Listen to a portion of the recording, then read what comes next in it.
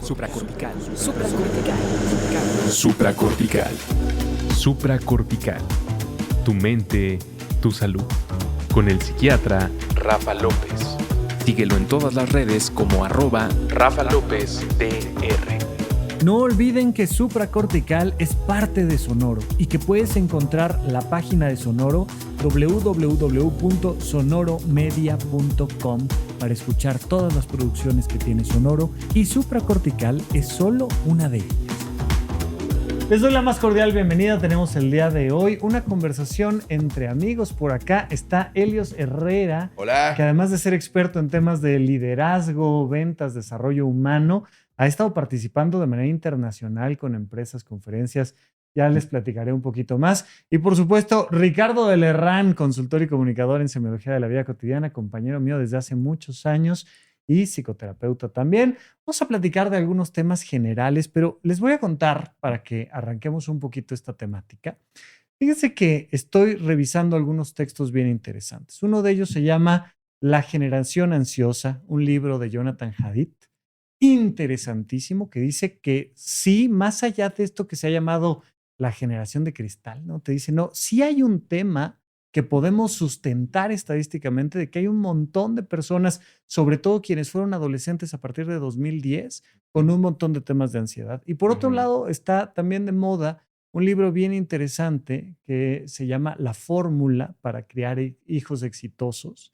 Este es un librazo de Ronald Ferguson, que también te dice, mira, dependiendo de la infancia que tengas, que no necesariamente implica factores económicos, sino otros elementos, van a hacer que las personas lleguen a un cierto nivel de éxito social, personal, de realización. Entonces, me encantaría preguntarles un poco desde la perspectiva personal, profesional que tienen ustedes, ¿cómo ven estas nuevas generaciones? ¿Cuáles son estos factores que de fondo pueden impactar en alguien? Bueno, empecemos por el primero, que hablas de la ansiedad. Si definimos o entendemos de manera muy práctica la ansiedad como exceso de futuro, ¿no? Tienes demasiado futuro en la cabeza, pues, empiezas a crecer un montón de miedos, porque pues todos son alternativas en tu cabeza de cosas que pueden o no pasar y de historias que te estás contando. Y creo que esta generación de la que hablamos, del 2010, cuando fuiste adolescente en esa época, pues efectivamente tuvo unas herramientas y unas condiciones bastante sui generis, por no calificarlas de negativas o de positivas, en donde efectivamente se están enfrentando a un futuro muy incierto, con un nivel de competencia voraz, con una cantidad de herramientas muy chiquitas. O sea, un chavo de actualmente veintitantos años, ponlo a leer en voz alta. No puede leer en voz alta. No, es un tema. Es una generación que se comunica medianamente por escrito, porque tampoco es que escriban muy bien por WhatsApp, ¿no? ¿Qué opinas, mi Rich? Y es que no tuvieron herramientas. ¿Eh? La forma de vida fue a través de redes sociales Sí. y están compitiendo. Imagínense ustedes, no sé, cuando tenían 15 años, ¿se acuerdan? No había redes sociales. Imagínate que está la chava guapísima del salón. Competías contra 20 cabrones del salón y a lo mejor, ya exagerado, 80 de la prepa, ¿no? Ahorita compites contra 2,5 millones de seguidores que están viendo a la misma chava que te gusta. Y el nivel de exigencia, digo, es un mero ejemplo, ¿no? Es la pareja, pero lo mismo pasa con la economía, lo mismo pasa con la carrera profesional, lo mismo pasa con la vida misma. Entonces, todo esto lo multiplicas por mucho en la cabeza y se convierte en un tema de ansiedad bastante fuerte.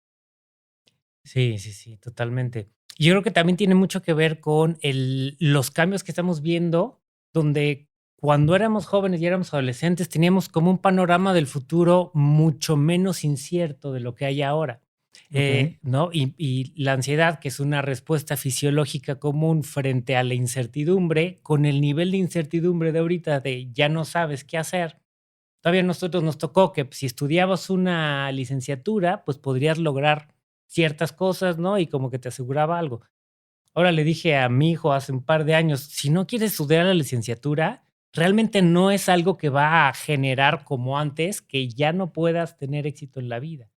Entonces, cuando creces frente a demasiadas posibilidades Ujú. y poquitas herramientas, yo creo que la incertidumbre se multiplica y genera esta cosa entonces ya no sé qué hacer, ya no sé qué quiero porque hay demasiadas opciones. Sí, ahora, este libro, La Fórmula, The Formula, de Ronald Ferguson, nos dice, esto viene de una investigación que hicieron en Harvard, él es un profesor de Harvard, y nos dice, nos sentamos a preguntarle sobre todo estos chavos que no eran el niño rico de Estados Unidos, este que venía de padres de inmigrantes latinos o de padres de inmigrantes orientales o que no tenían padres, ¿cómo llegaron a Harvard? ¿No? Y entonces, mucho de este estudio lo que hicieron fue, y lo titularon, ¿cómo fue tu infancia? ¿Quiénes fueron tus padres? ¿No?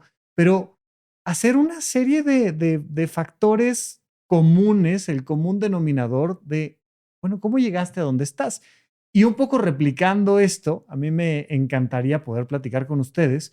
Yo considero que no solo a nivel profesional, sino humano, ambos tienen un nivel de éxito personal o de desarrollo personal bastante interesante. Me encantaría saber pues, cómo llegaron a donde están. O sea, ¿qué pasó? ¿Cuáles fueron los puntos fuertes? Casi siempre en el mundo del podcast te cuentan el día que te caíste y que no pudiste más y cómo fuiste resiliente y le diste la vuelta. Pero reconozcamos un poco de lo que nos fue bien en la infancia. ¿Cuáles fueron esos factores que a ti, Helios, te hicieron llegar a donde estás de la infancia? Fíjate que tendría yo que contestar, aunque sé que me preguntaste justo lo contrario, sí tendría que contestar a partir de la herida y del dolor, porque ese fue el Ujú. mecanismo de defensa que después me hizo desarrollar un montón de habilidades. Mm, Entonces, más que explicarles el tema de la resiliencia, etcétera, yo fui un chavito totalmente abandonado de papá. O sea, yo vi a mi padre 2 veces en la vida y mi mamá trabajaba muchísimo, pero muchísimo es jornadas de 40 y tantas horas, 4 de sueño y otras 40 y tantos, o sea, muy, muy, muy fuerte. Por supuesto, siempre estaba de mal humor y siempre estaba dormida y en fin. Entonces, yo era como el hijo putativo de las familias de mis amigos. Cuando había excursión en los scouts y cosas por el estilo, pues estaba muy divertido. Pero cuando decían corte a comer, pues todo el mundo se iba con su familia y quedaba Helios ahí a la mitad del claro, campo. claro. Entonces yo tenía que conectarme a sobrevivir socialmente con la familia de mis cuates. Y entonces adoptaba yo a sus papás y terminaba yo por caerle mejor a sus papás que sus propios hijos, ¿no? Y ¿Qué Claro. pasa? entonces, Sí, pues sí, sí. sí, esta suerte de abandono. ¿Tienes hermanos? 3, pero el siguiente me lleva 6 años, el siguiente 8 y el siguiente 10. Ah, Entonces, no. a esa edad era yo hijo único. Sí. Entonces, como mecanismo de defensa, tuve que desarrollar una suerte de carisma y de encanto y de personalidad que después se convierte en una de mis principales características profesionales, ¿no? La posibilidad de conectar y de hacer relaciones humanas. Entonces, no es que me victimice en la parte de la herida y cómo fue que le di la vuelta a la resiliencia, sino que a partir de ese dolor, pues mi alma desarrolla sí o sí herramientas para sobrevivir. Y eso lo mezclo con una cosa que se llama TDA, que fui diagnosticado hace pocos años con TDA, pero de niño estaba la ambulancia, la ambulancia, la ambulancia, Sí, ¿no? O sea, sí. ubican ese video seguramente, ¿no? Entonces, era tal mi capacidad de dispersión que para focalizarme, una de las mejores condiciones que tengo como consultor es que en una plática aíslo lo que el cliente necesita. Entonces, una plática de 45 minutos o 50 minutos con un cliente, para mí un brief es pues, 40 minutos de bla, bla, bla, bla, bla, bla, bla, bla, bla, bla, bla, y luego los 8 o 9 mensajes clave que realmente necesita. Y esos son los que yo focalizo porque esos son los únicos que mi cerebro puede registrar. Esa posibilidad te permite hacer diagnósticos muy certeros y luego desplegar herramientas en la consultoría muy exactas con la parte social. Entonces, esas son las dos que creo que Está superpoderes que desarrollé. indudablemente, pero y regresando un poco a mi pregunta, si tuvieras que decir, bueno, con todo y todo, a lo mejor no sé a qué edad tuviste este abandono por parte de papá, pero con todo y todo, ¿qué cosas sí te dieron papá, mamá? Bueno, a ver, papá me dio su abandono, que eso es algo que agradezco hoy por hoy. Ujú. Y la vida. Y la vida, por supuesto. La paradoja del alma es que venimos a este plano existencial, Rafa, Ricardo, venimos a aportarle a otras almas. Y entonces tu primera etapa, la infancia, normalmente en tus dolores y en tus heridas encuentras y o desarrollas tus talentos. Gracias al abandono de mi padre, si no me hubiera dado esa oportunidad de ser abandonado, no hubiera desarrollado muchas de las herramientas que hoy, pues, utilizo para ayudarle a grupos o a personas.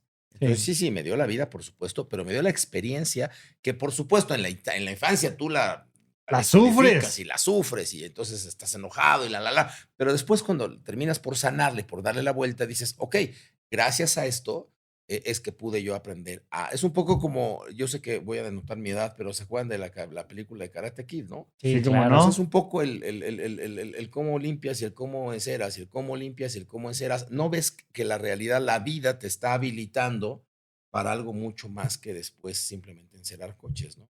Sí, indudablemente. Y justo uno de los puntos interesantísimos de este libro de la generación ansiosa es que nos dice, llegó un momento en el que sobreprotegimos del mundo real externo a las infancias y las desprotegimos por completo en el mundo digital, ¿no? Y algo Ujú. que me estás platicando y que pues, se vuelve muy relevante también es un poco igual que tú, a mí me tocó salir al mundo a ver cómo resolvíamos ese día, ¿no? Charles Chaplin a los 12 años pues, se quedó, su mamá la mete en un psiquiátrico y con su hermano fue como de, bueno, ¿y ahora ¿Y cómo ahora qué comemos? Estamos hago? Sí, claro. en Inglaterra, 12 años, está lloviendo y ahora cómo le haces. Y esta idea de que el mundo es peligrosísimo, pero que soltamos a los niños sin control alguno en temas digitales. En tu infancia, ¿cómo te fue, mi Rich? Muy interesante, porque digamos que yo tuve una infancia donde estuvo todo el tiempo físicamente presente mi mamá y mi papá. Una de las ventajas es de que yo tenía 2 modelos completamente opuestos. Por un lado, mi mamá callada, reservada, súper tímida, pero ordenada, estructurada, ¿no? Hija de alemanes. Y adquirí de ella esa parte, la parte de la responsabilidad y la tarea. Yo al revés, yo tengo un cerebro como mucho más obsesivo y enfocado que el TDA. Y eso también lo saqué mucho de ella. Y eso es algo que le agradezco porque conozco la disciplina, la perseverancia, el orden. Y por otro lado, tengo a mi papá, que mi papá considero que tiene TDAH, y entonces es al revés, es súper social, súper extrovertido, súper alegre, ¿no? Y tener esos 2 modelos, aunque yo me parecía mucho más a nivel fisiológico a mi mamá, por mi cerebro ansioso, obsesivo, y ella era la que, pues, sí me cuidaba, ¿no? Porque mi papá era a todo dar, pero, pues, sí tenía claro que él no se iba a encargar, que quien se encargaba era mi mamá. Entonces, fui primero desarrollando mucho como el estilo de mi mamá y a partir de estos grandes aprendizajes y poco a poco con el tiempo he ido reconciliándome con esta parte de mi papá, porque era como mi mamá lo juzgaba mucho por no tan presente y no tan responsable como ella Hubiera hubiera, querido. hubiera querido, y lo he ido integrando esta parte de ser más social, ser más abierto, ser más flexible, ser más despreocupado. Y esta integración de ambos creo que ha sido un gran regalo que me da la Oye, vida. y decía Helios, a él le tocó agenciarse a otros papás en el camino y otros adultos significativos. Y también esto, Boris Cyrulnik, ¿no? Que nos habla mucho de este adulto significativo, que es el que te ayuda a tener este padre rico, padre pobre, este elemento que te permite ver el mundo más allá de tus propias carencias en otra estructura. ¿Cómo te fue a ti en este agenciarte otros maestros, maestras? Interesante porque no salíamos mucho, ¿no? Mi mamá muy solitaria, no salíamos mucho. Yo recuerdo esta imagen simbólica de mi mamá en su cuarto, yo en mi cuarto, mi hermana en su cuarto y mi papá pues afuera en la vida. Y no, ni éramos muy familiares, ni éramos muy sociales y no había mucho estas figuras importantes paternas.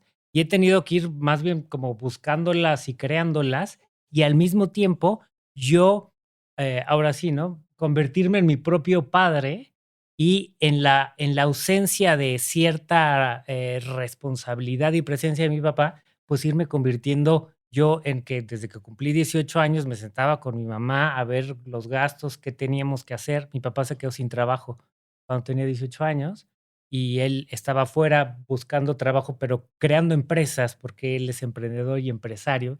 Entonces, no era de que iba a pedir empleo, era que estaba creando una empresa, y sí creó 2, pero fueron muchos años de que no había Lo ingresos y suficiente. había que ver cómo pagarle a mi escuela, la escuela de de de mi mamá.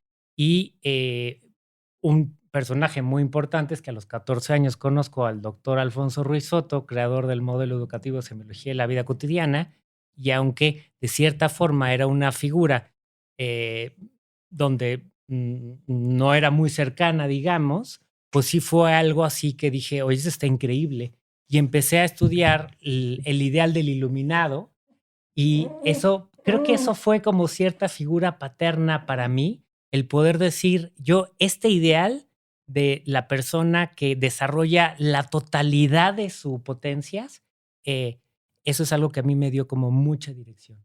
Es para mí súper interesante esta parte del adulto significativo, pero de nuevo vivimos hoy en día en una estructura social que está rompiendo mucho esos lazos de comunión, sobre todo en las grandes ciudades, estas megalópolis, donde los otros adultos se han vuelto, al menos desde una perspectiva cultural, peligrosos. Cuidado con todos los demás. Y a Ujú. nosotros, de alguna manera, nos tocó esta vida donde pues salías a la calle a ver a quién te encontrabas y quién te enseñaba algo, y unos te enseñaban mejor, otros tenían mala cara, pero para alguien que nos está escuchando hoy en día y que ya le tocó un mundo distinto y que además viene con estos super cambios con el tema de la inteligencia artificial y de N cantidad de cosas tecnológicas, ¿cuáles serían esos elementos que les dicen, por ahí te vas a encontrar lo necesario para desarrollarte, por ahí hay cosas para crecer? Mira, Rafa, yo difiero un poco de este entorno tan amenazante del que acabas de describir. Yo creo que así lo vemos, pero no es tan real. Híjole, Efectivamente, yo a los 6 años ahí me sí nos iba vamos a meter a debatir. Ajá, es que sí, mira, a los 6 años yo me iba caminando solo a mi primaria, ajá. ¿no? Por supuesto que sí. Ahorita yo le pregunto a cualquiera gente que está viendo esto, ¿dejarías ir a tus hijos solos a la No, primaria? bajo ninguna Por circunstancia, supuesto, todo el mundo diría que no, pero a ni a la ver, esquina. oigan, pero mi mamá no es que me dejara ir solo, es que yo me tenía que ir solo. ¿Qué les quiero decir? Hay allá afuera una muy buena cantidad de millones de jóvenes y de niños que se van solos a la escuela. ¿Por qué? Pues porque no tienen ni chofer, ni tienen quien los lleve, ni tienen la economía para andar pagando Uber. O sea, sí existe todavía allá afuera ese mundo que nos tocó vivir a nosotros, que de alguna manera les hemos ido subsidiando a las nuevas generaciones. Entonces, sí hay una suerte de sobreprotección de los padres a estas nuevas generaciones. Además de que sí, por supuesto, el nivel de agresividad, violencia, inseguridad, lo que ustedes quieran, pero al final del día la vida está ahí. Si me regreso a la pregunta que me hiciste hace rato de qué me dieron mis padres, algo que me regaló a mi mamá y mi papá fue autonomía. O sea, cuando tú desde los 5 o Totalmente. 6 años te vas caminando al parque y luego decides tus colores y luego decides qué te pones y qué no te pones de ropa, inclusive decides hasta qué comes y qué no comes a partir de una opción sana, empiezas a desarrollar una toma de decisiones y empiezas a despertar, a madurar ciertos procesos internos No, y a ver, externos. estamos completamente de acuerdo. De hecho, hay propuestas teóricas que dicen que más allá de lo biológico, la adolescencia socialmente se está alargando hasta los treinta y tantos años de edad. O sea, por supuesto que ese mundo existe y definitivamente las estadísticas nos dicen no es tan peligroso como la gente cree y Ujú, el mundo virtual no es tan seguro como la gente cree de acuerdo. y nos tocó al menos a ti y a mí mucho de decir, pues mira, ahí está el mundo, es peligroso, sí, se rompe unos huesos, sí, hay riesgos, sí, me asaltaron de niño, indudablemente, Pero vas, pero vas vive. y tener la posibilidad de tomar tus propias decisiones que ahora eso se va alargando, alargando, alargando, alargando, y que factores económicos, factores sociales, factores culturales están haciendo que incluso personas con bajos recursos están más metidos en el teléfono, sobre todo en las redes sociales. De nuevo, al menos lo que plantean las estadísticas que están muy bien presentadas en este libro de la generación ansiosa, nos dice, ahí está, y particularmente está afectando a las chicas, pero a nosotros nos tocó de nuevo, esta situación de mucha menos sobreprotección del Ujú. mundo real y mucho menos impacto En el mundo del mundo digital, digital. claro. Sí, ciertamente. Y creo que esta independencia es importantísima para contrarrestar la ansiedad. Entre más independiente soy, menos tengo una percepción de incertidumbre de lo que está haciendo alrededor, mayor tengo una conciencia de mis propias capacidades y entonces yo digo, sí puedo con el mundo, sí puedo con todo esto, ¿no? Mi mamá también me hizo súper independiente y desde chiquito le hacía el desayuno a mi hermana, yo la llevaba a la escuela, en cuanto mi abuelo me hizo favor de regalarme un bochito, un sedán de estos bochitos a los 17 años, que me cambió la vida porque me dio aún más independencia. Claro, te hizo el mundo, ¿no? Más accesible de decir, yo Totalmente. me voy. Simplificó. Y saber un poco que, pues, mis papás estaban en sus rollos y que si yo quería lograr algo, pues tenía que hacerlo yo. Y yo tenía que decidir a ver qué estudiaba, si estudiaba o no. Tuve que conseguir una beca para la universidad, porque si no, no había para pagarlo. Y creo que esa independencia es algo bien valioso que en esta mezcla actual de sobreprotección, como dices, por un lado, y desprotección por otro, pues evoca, facilita mucha ansiedad. Oye, Y dime, dime, si dime. me permiten, creo que además, uniendo los ingredientes, la sopa realmente es amarga, porque un joven que está en redes sociales, o una persona, independientemente de tu edad, está percibiendo un mundo ficticio. Y entonces es un mundo ficticio que además es perfecto. Porque yo llevo horas haciéndole así al teléfono y todo el mundo está sonriendo y todo el mundo le va muy bien Feliz. y todo el mundo está bien mamado y todo el mundo está contento y todo el mundo sabe, hay un montón de consultores, hay un montón de gente, hay un montón de consejeros. Y Es entonces cierto. mi cerebro percibe una realidad de que el mundo de allá afuera es un mundo perfecto. Y entonces el nivel de ansiedad se multiplica porque entonces para ser y pertenecer y tener éxito en este mundo, que es el que yo creo que existe, Sí, hay pues que ser resulta que hay que ser perfecto. perfecto, cabrón. No puedo sentirme triste, no puedo sentirme enojado, no puedo estar poco gordo. Entonces, puta, el nivel de autoexigencia para tener un boleto en aquella realidad pareciera inalcanzable. Y ese creo que es uno de los ingredientes de la ansiedad, el no ser suficiente o no parecer suficiente ante un mundo que es terriblemente competido, pero ojo, gente, terriblemente ficticio. O sea, claro que todo el mundo en Instagram está feliz, pues por supuesto, si no, no vendes, ¿no? Claro, O sea, la por tele, sí, supuesto, sí, ¿no? sí. Entonces, pero el mundo no es tan así como tú y yo lo vemos. El grave problema es que nuestro cerebro sí lo percibe así, porque es el estímulo que tú le estás dando 6, 7 horas diarias. Entonces, tu cerebro sí cree que esto es real. Es como la pornografía. La pornografía dista muchísimo de ser una vida sexual saludable, sana, orgánica, normal, Pero es lo que se pero es encuentra la ahí, el realidad del joven. Para 99%. el cerebro del joven eso es lo que es la sexualidad. Entonces, tenemos una disociación entre lo que es y lo que creo que es y cómo yo, pues, voy a jugar un papel protagonista en esa vida y en esa realidad que no es tan real. Eso es súper interesante, ¿no? Y un buen ejemplo de esto me parece que es que me pasa mucho en consulta, que llega una persona, termina su relación y el clásico estoqueo, y me dice, es que, pues ya lo vi en una foto donde está celebrando, donde está con sus Sí, amigos, donde está está feliz feliz, y yo etcétera, etcétera. sufriendo. Y le pregunto, ¿y crees que cuando esté llorando va a tomar la foto y le va a subir? No. ¿No? Porque entonces es justamente la sensación de que todos los demás tienen una vida perfecta Así es. y nosotros no. Y además, como numéricamente, ¿no? Como dices, hijos, a esta ya le pusieron 500 likes, este ya tiene 5,000 seguidores y algo Ujú. que ya hacíamos antes, que es la comparación, ahora lo hacemos desde la tecnología de una manera más numérica que puede sentirse mucho más amenazante si lo percibimos desde ahí, ¿no? De nuevo, porque tiene que ver con mi sensación. La misma sensación de insuficiencia que tenemos en general como seres humanos, nada más que ahora está plasmada con expectativas mucho más altas, que numéricamente puedes estarte comparando y además todo el día, estar pegado Sí, todo sí, el sí, día a sí. ver cuántos likes me pusieron buscando esa vista exterior en vez de buscando pues esta vista interior. Y además es más macabro, Ricardo, Rafa, porque inhabilita la posibilidad del fracaso. O sea, cuando todo tiene que ser tan exitoso, yo automáticamente pienso que no puedo fracasar. Y ojo, Nunca. el desarrollo del alma y del ser humano está basado en fracasos mucho más que en éxitos. O sea, ¿Cuántas veces te tuviste que dar un chingadazo para aprender a caminar? Sí, sí, sí. Pues Todas, muchísimos, 2 todas, años claro. enteros, un chingo de fracasos, y nunca vas a ver un niño de 2 años tirado en la alfombra diciendo: "Hoy necesito un coach, cabrón, ¿no? Porque ya estoy fracasado". No. No, o diciendo, ay, es que todos los demás sí caminan Ajá. y yo no camino. Por Ay. supuesto que el fracaso es la experiencia del alma del aprendizaje. No hay aprendizaje que no te exponga al fracaso. O sea, no hay manera de que te vaya bien en la vida si no has fracasado muchas veces, ¿no? De hecho, vaya, la verdad es que aprendes muchísimo más cosas del fracaso que del éxito, Claro. ¿no? Pero Totalmente. si entonces tengo tanto miedo a fracasar, pues tengo tanto miedo a experimentar y a posibilitarme la oportunidad de aprender, lo que me distancia aún más del resultado exitoso. Pues no lo intento, no lo intento, no lo intento, pues ni siquiera le digo a la chava que me gusta, porque ya de antemano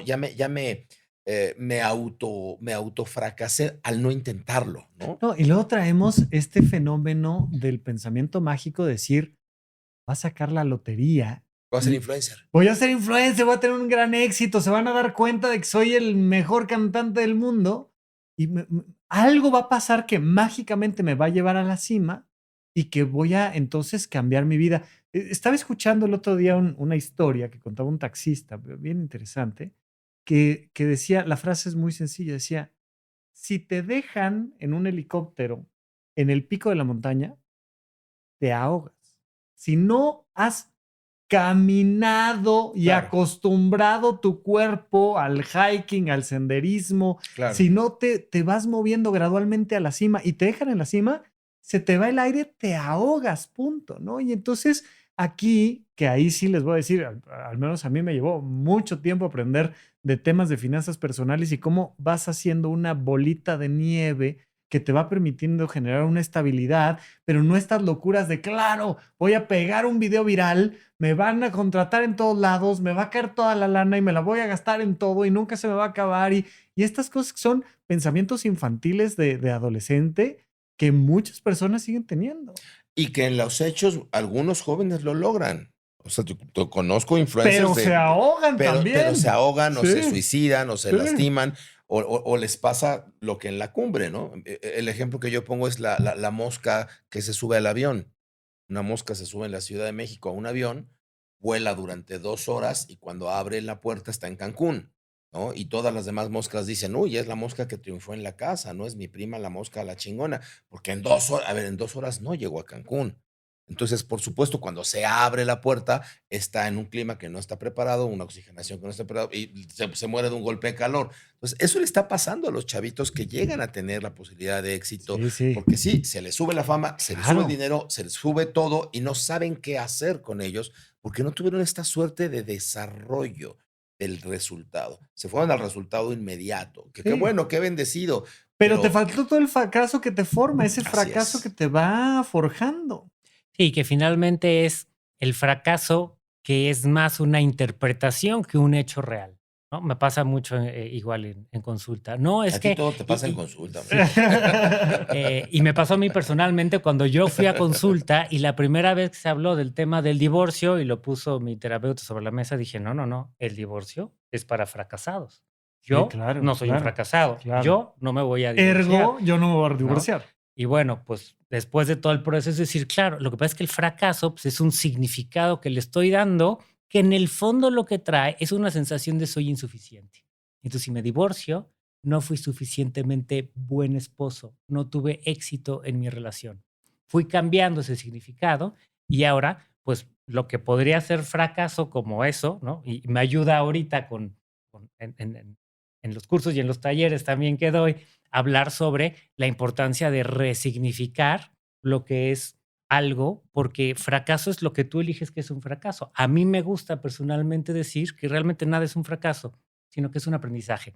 El fracaso es una palabra tan cargada de emociones y relacionada con nuestra insuficiencia que a mí me gusta decir, bueno, o sea, tú tenías un objetivo que era casarte y estar casado por 50 años. No cumpliste tu objetivo, punto. Ya, eso es lo que es. Objetivamente, eso es lo que es. ¿Para qué le pones la etiqueta de fracaso?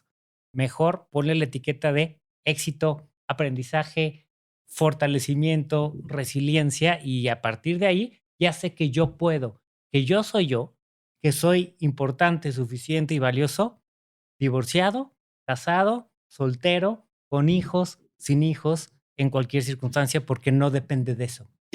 Pero te permitiste vivir la experiencia, llámala, califícala de buena, mala, positiva, negativa, fracaso, éxito, ese ya es un calificativo. La experiencia es la que al final del día aporta a tu vida.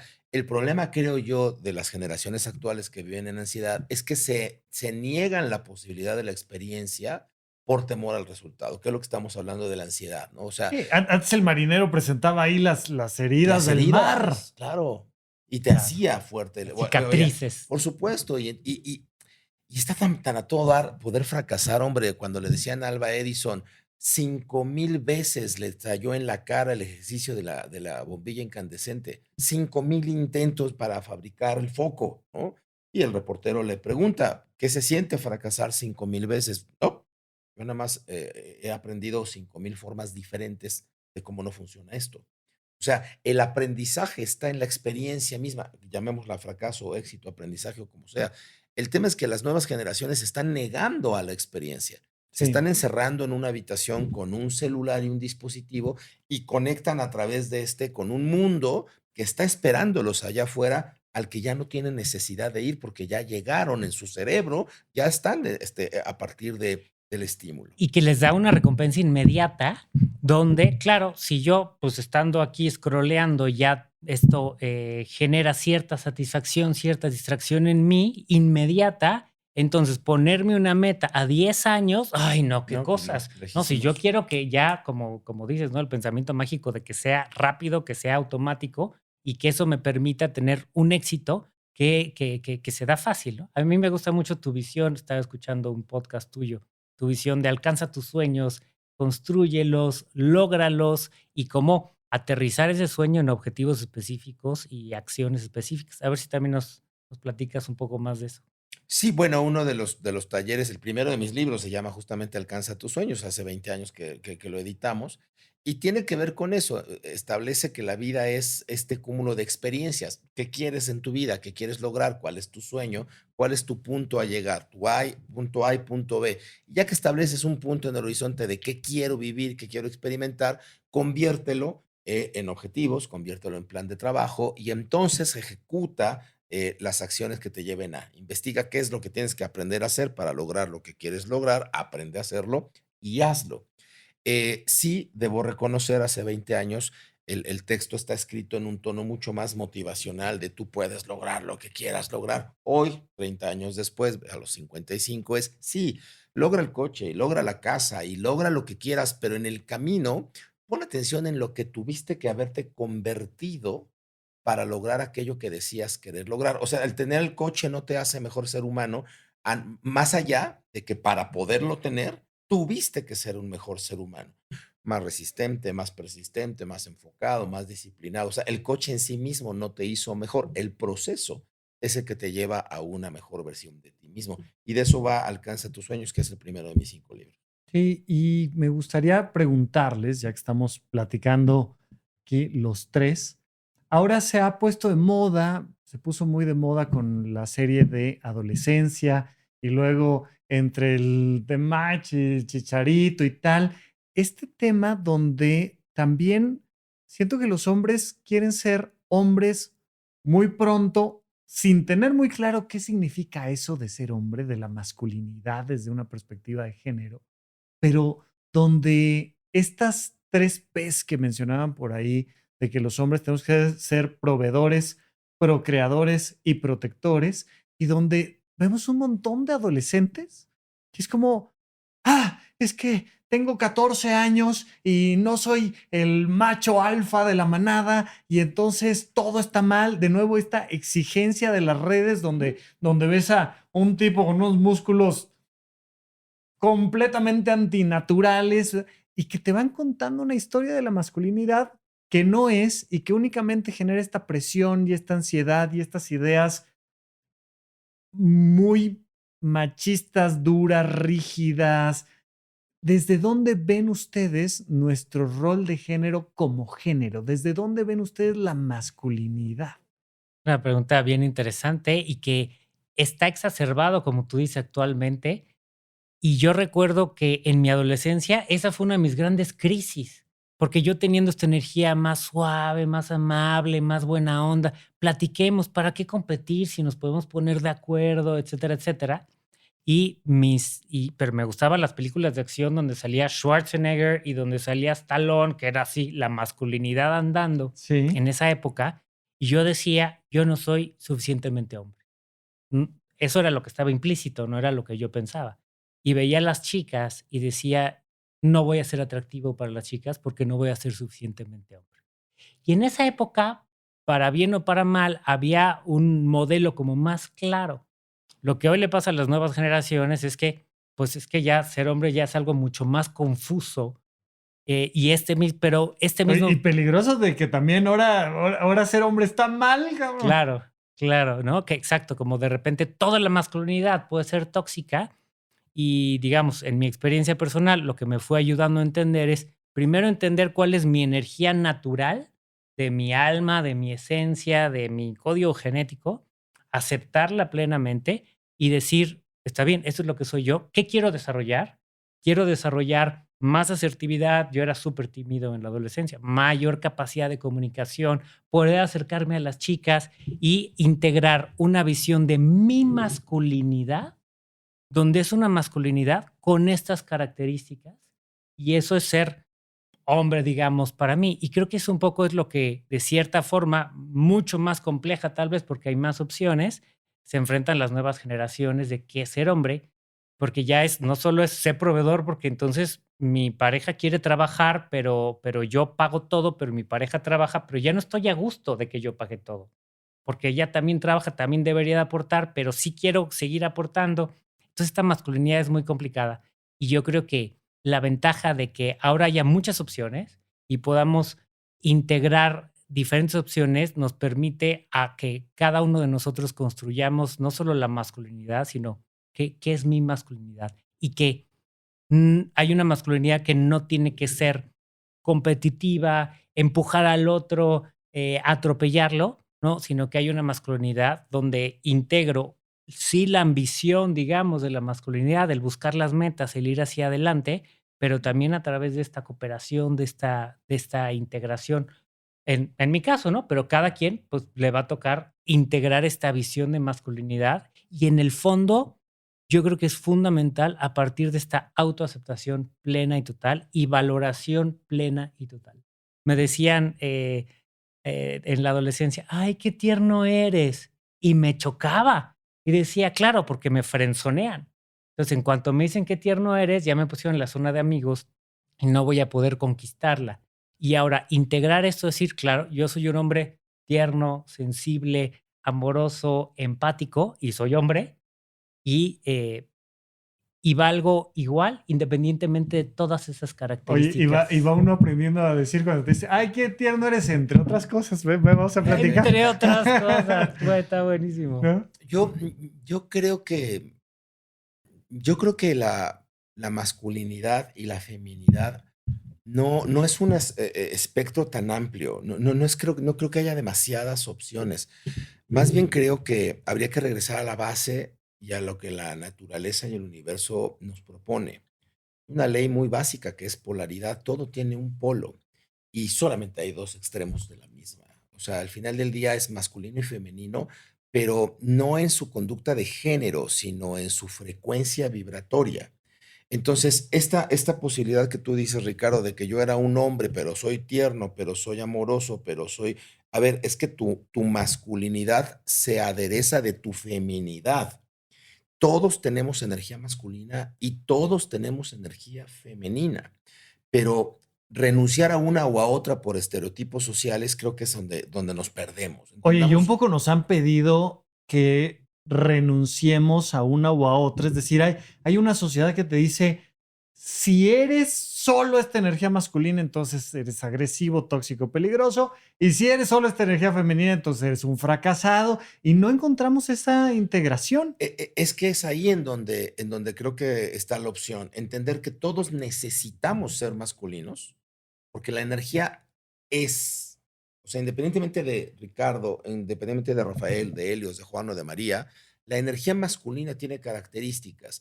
La energía masculina es la que te permite impulsar, iniciar, arrancar, posibilitar, si lo vemos en el universo, a ver, veamos, un espermatozoide tiene que, sí tiene que competir, y sí te compite contra 200 millones de seres que quieren también ser quien fecunde. Eso está en nuestro ADN, es innegable, está en nuestra epigenética. La energía masculina es así, pero la energía femenina es la que te permite contener, es la que te permite elegir, es la que te permite formar, desarrollar, transformar. Tú a una mujer le das 4 palos y te hace un hogar, lo convierte en un hogar. El óvulo también tiene esta posibilidad de decir, de estos 200 millones, pues, ¿qué crees? Este es el que quiero.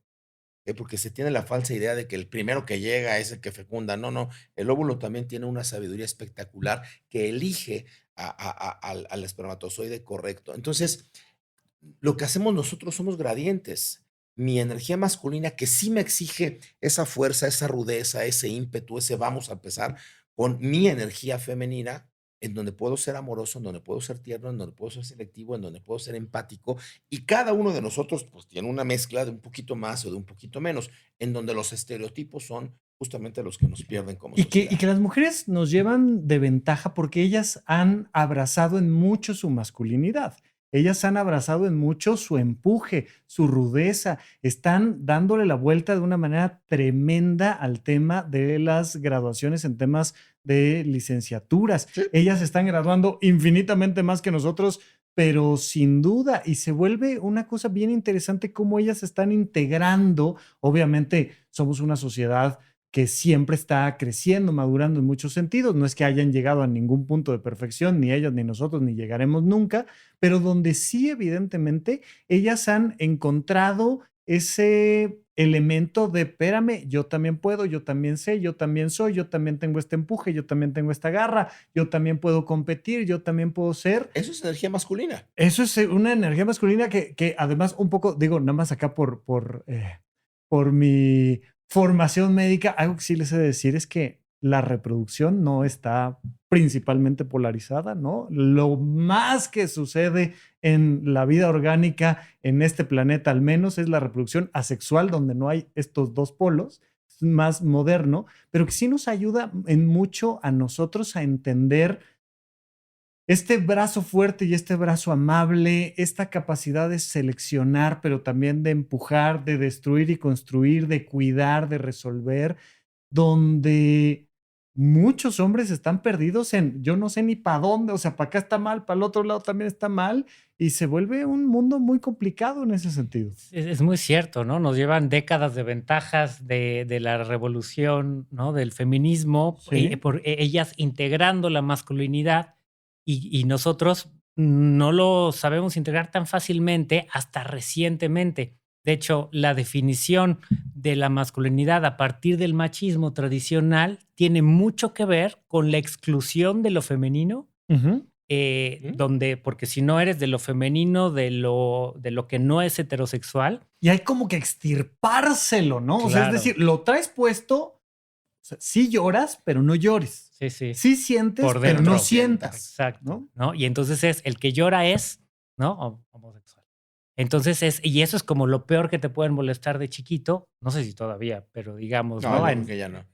Espero que no. ¿Creen que no? ¿De verdad creen que no? Ay, Híjole, yo les puedo decir que apenas asoma uno tantito la nariz y hay un ataque y ataque. Vaya, pues, esta serie de adolescencia se volvió muy famosa porque representaba a dos casos separados en un mismo periodo de tiempo de chicos adolescentes que están en esta cosa de me tengo que extirpar la feminidad que tengo. ¿Y por qué? Porque el valor que te da en la masculinidad machista, el ser hombre, es por tus características masculinas, por tu éxito, por tu potencia sexual, por tu éxito económico, por ir ganarle a los demás finalmente a partir de esta competencia. Por eso yo insisto que integrar dentro de nosotros, que independientemente de integrar lo que yo naturalmente traigo como masculino, lo que naturalmente traigo femenino o quiero integrar adicionalmente ya en mi proceso de aprendizaje, en el fondo mi valor no está sujeto a que sea más masculino o menos masculino, más competitivo, menos competitivo, más exitoso o menos exitoso.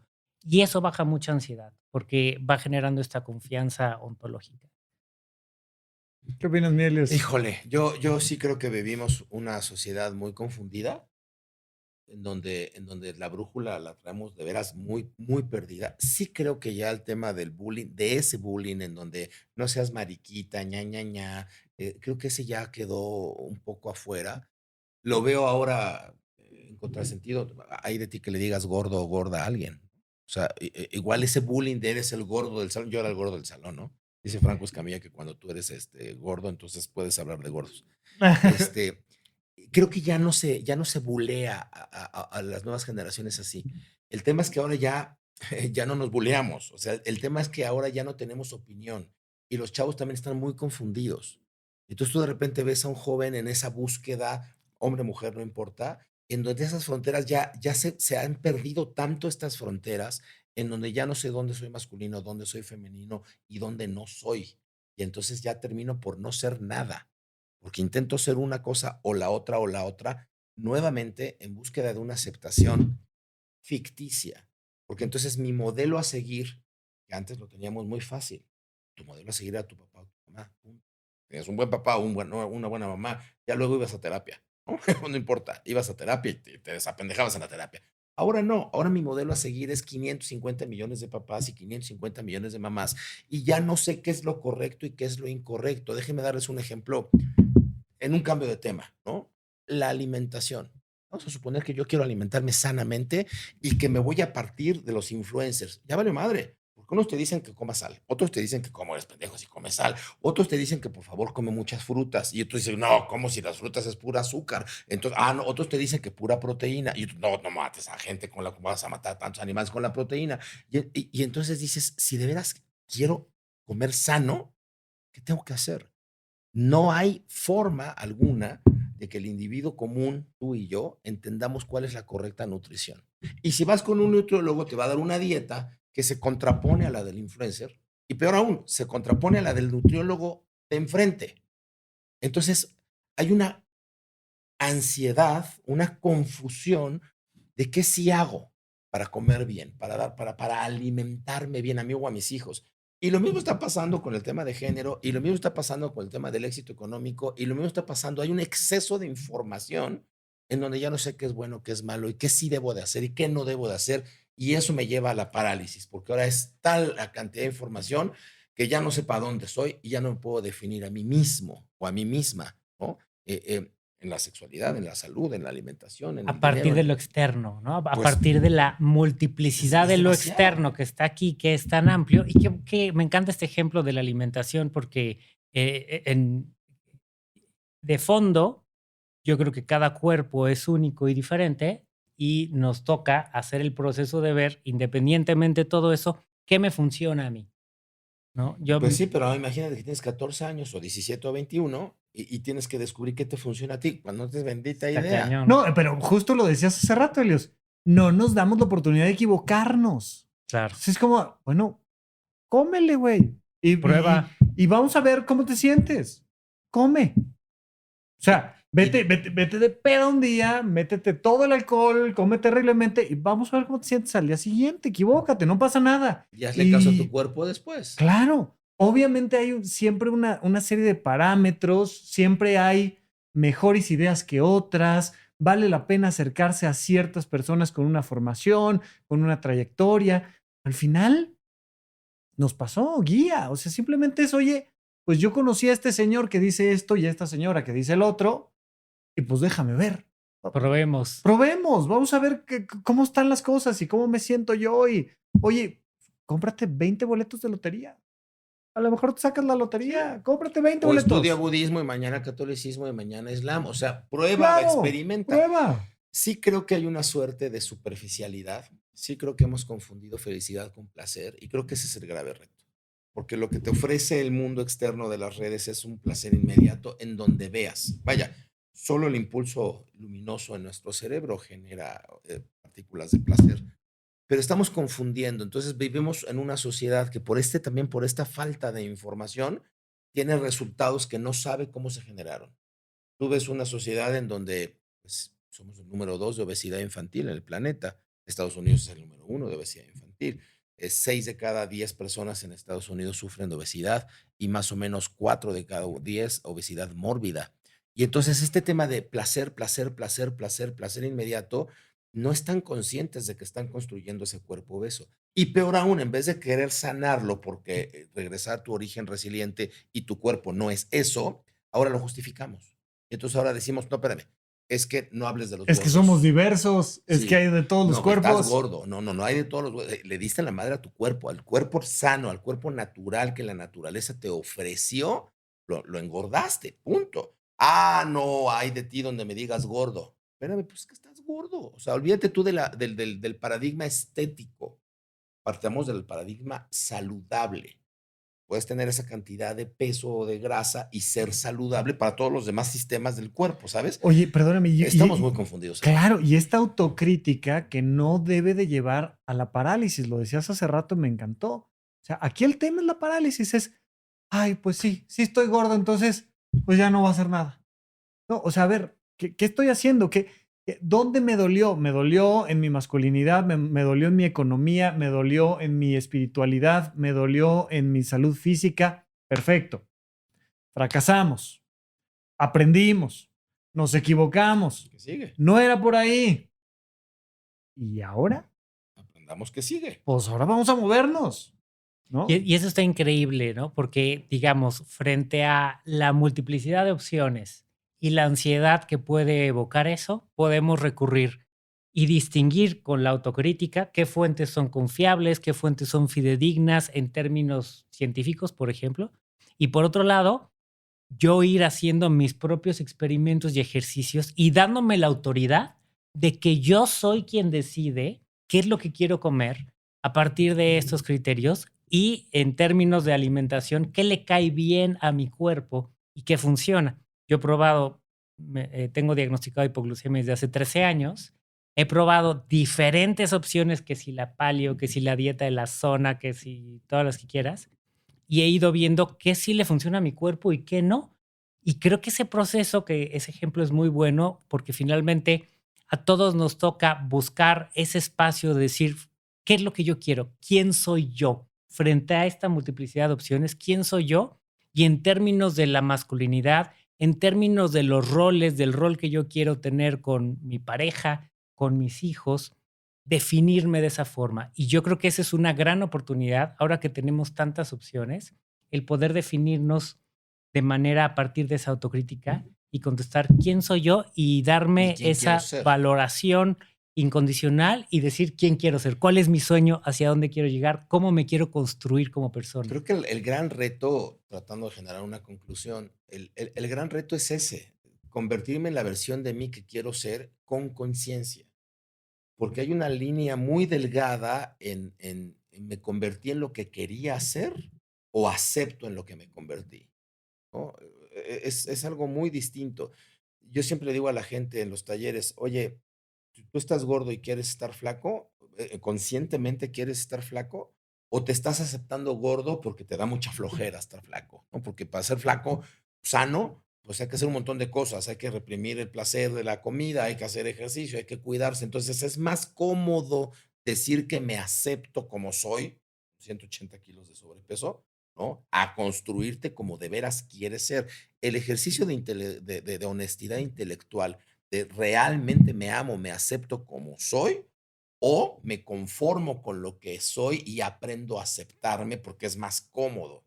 Y el gran reto de todo esto, amigos, es que el acceso a la información eh, está muy complicado. Hay tanta información que la información fidedigna es muy corta. Entonces, elegir qué quiero comer implicaría tener un poco de información al respecto de qué debo comer. Si tú, no sé si a ustedes les pasó, pero a mí mi abuela me decía, te comes la sopa de verduras y punto.